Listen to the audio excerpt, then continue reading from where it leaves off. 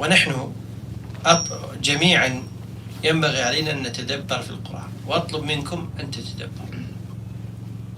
كم عدد آيات القرآن؟ 6236 آية بعد الكوفيين، المعتمد عند جمع من أهل العلم، منهم الإمام الشافعي والإمام أحمد رحمه الله وغيره، وهو الموجود في مصاحفنا. 6236 آية. كم عدد آيات الأحكام؟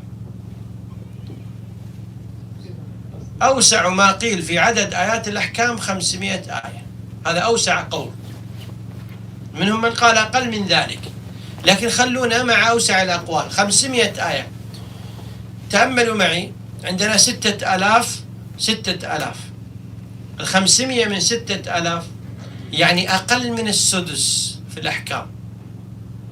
طيب والخمس أسداس والنصف الباقية في أي شيء؟ كله في التوحيد.